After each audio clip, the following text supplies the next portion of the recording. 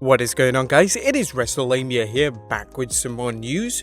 Now, if you want the hottest news in pro wrestling, you're at the right place. Join us now as Wrestlelamia looks at the wildest wrestling news and rumors you need to know, including allegations Vince McMahon and Patterson caused a ruckus at Rocky Johnson's funeral, did Raw's ratings increase or drop, more Royal Rumble participants, Trish Stratus' big honor, the WWE silencing Daniel Bryan, Tyson Fury's chances of working WrestleMania, Luke Harper's new possible home, and much more. Be sure to subscribe and hit that notification bell for daily wrestling videos. But let's waste no further time and get straight into our first story, as whether Vince McMahon and Patterson disrupted Rocky Johnson's funeral.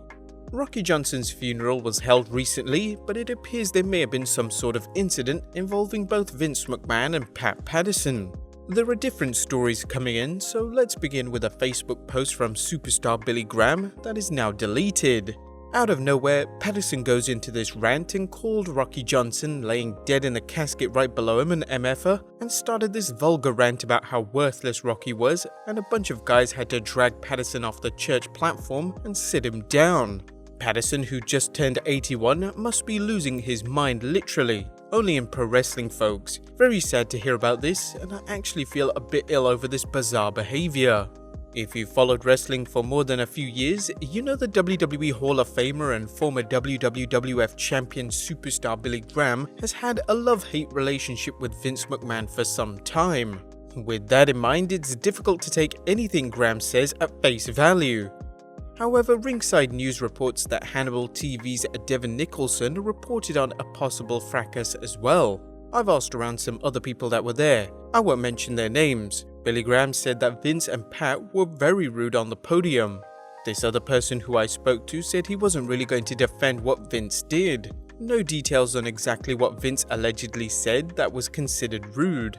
As for Patterson, Nicholson reports, Pat apparently said goddamn a few times in the church, and he said the word shit. The exact speech of Pat's that Billy Graham alleged Pat was escorted off the stage. Now I guess we'll find out more as more people come out that were at the funeral. From the people I spoke to, they said that there was some drama.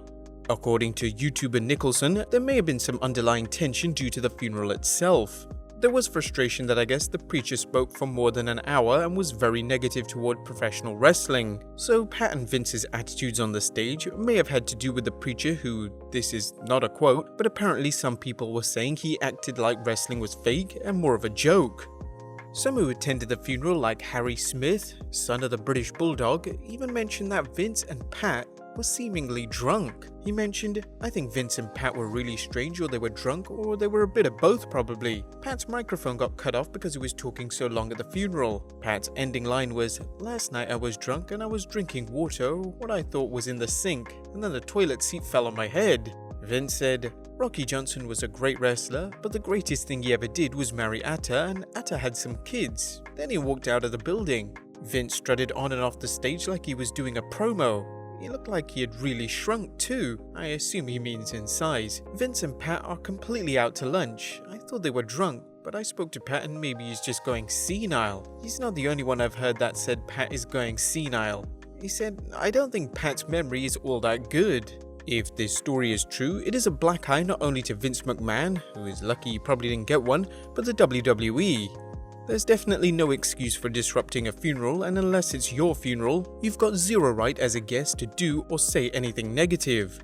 Interestingly, Nicholson noted that the funeral was supposed to take place at a much smaller place in front of only about 100 friends and close family members, but it was moved to a massive church and there were a lot of people there.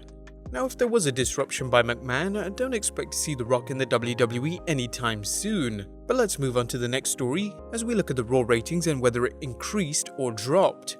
Now, it seems Raw's ratings benefited from no major sports competition, as the 13th January show ran against the NCAA Football Championship game, which took away around 350,000 viewers. This week is different, with PW Insider's Dave Shearer reporting, Raw was back up to where it was 2 weeks ago as the show brought in 2.38 million overnight viewers, well up from last week's 2.03 million overnight viewers.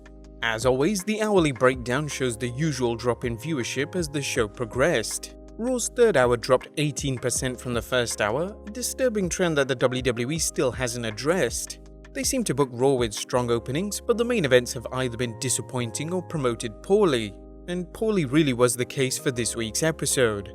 They could have ended with a high with having the Tag Team Championship match on at the end, but they gambled and put the Rusev-Lana storyline on last, which fell flat.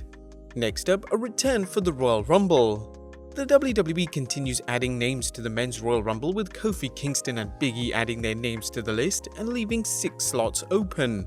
As for the Women's Rumble, the WWE announced that Natalya will participate in the match, which still leaves fans guessing who the other 25 competitors will be. As for more Rumble surprises, PW Insider's Mike Johnson is reporting that WWE star Naomi, who has not wrestled for the company since July of last year, is slated to be in Houston, Texas for the Royal Rumble pay-per-view. The word making the rounds is that she will be returning shortly and will be placed on the SmackDown brand. The Royal Rumble will be the most logical place for that return. If the WWE is smart, they'll leave a few slots open for surprise entrants. Next up, Trish Stratus' big achievement. Now we wish to congratulate WWE Hall of Famer Trish Stratus on her latest achievement. Today, TrishStratus.com announced, We are excited to announce Trish Stratus, already a member of the WWE Hall of Fame, will be honored this summer at the George Trudeau Luthez Professional Wrestling Hall of Fame. Trish will join the 2020 class and will be the recipient of the Luthez Award, an award that recognizes those in professional wrestling industry who have used their skills in the realm of public service. This is quite an achievement, as Trish is the first female to receive the organization's highest award. Past recipients of this prestigious honor, named after Luthez, a 15-time world champion, include Edge, Booker T, Jim Ross, JJ Dillon, and most recently, Thunderbolt Patterson. Next up, an upcoming film feature on the Von Erich family. The Von Erich family story is one of wrestling's most tragic tales, and now Deadline.com reports the story is being made into a movie by Sean Durkin, who recently premiered his latest film, The Nest, at the Sundance Film Festival on 26 January. The Martha Marcy May Marlene filmmaker is scripting a pic that will tell the rise and fall of the Von Erich family, a dynasty of wrestlers who made a huge impact on the sport from the 1960s to the present day. Durkin commented on the project with Deadline, I'm very excited about this one, about a wrestling family who revolutionized the sport and then suffered tragedy. This could be a powerful film if it sticks to what it's known about the Von Erichs. But if you can't wait for the film, be sure to check out our 3-part Behind the Titantron episode on more details. Next up, Booker T explains why he's on the Jericho cruise. The Chris Jericho Rock and Wrestling Rager is nearly over, but it looks to have been a wild success with appearances by AEW stars as well as WWE legends such as the Nature Boy Ric Flair and Booker T. According to Wrestling Inc., Booker T had a great response in how he was able to participate in the cruise despite appearing on WWE programming, including WWE Backstage. According to a fan enjoying the cruise, Booker responded, Booker T just explained how he's able to be on the cruise since he is a WWE guy. His answer was, because I'm a grown-ass man and I do whatever the f*** I want. Fair enough. Wrestling Inc.'s Mark Middleton also had an interesting tidbit on Booker T possibly appearing this Sunday at the Rumble. Booker has talked about possibly returning to the ring in Sunday's 30-man Royal Rumble match, and how there have been rumors of WWE doing a match between the Revival and WWE Hall of Famers Harlem Heat. There's no word yet on if WWE has plans for Booker to wrestle on Sunday, but Booker responded to WWE on Fox tweet, and he said he will be ready.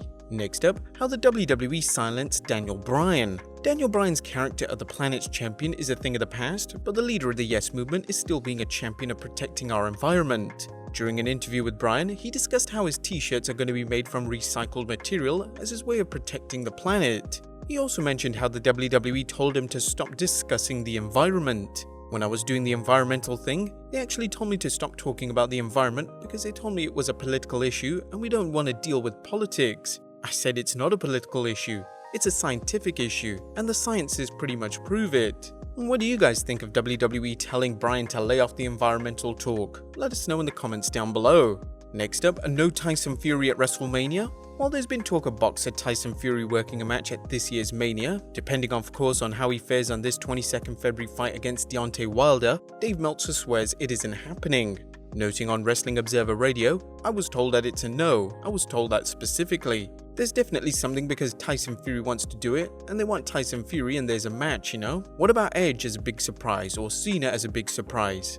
Unless Fury has rubbed up someone the wrong way at the WWE, or he's asking for too much money, and what could be more than the multi-million payday he got working 2009's Crown Jewel, why wouldn't the WWE want him at the biggest show of the year? Even an appearance in the Andre the Giant Memorial Battle Royal would be a boost to Mania, although it wouldn't be for Fury's career if he won it. And last up, Luke Harper's new home. If you're wondering where former WWE superstar Luke Harper could end up, well, according to Dave Meltzer, the former Wyatt family member is very interested in working for New Japan Pro Wrestling. Harper has the skills where he likely has several offers coming in right now.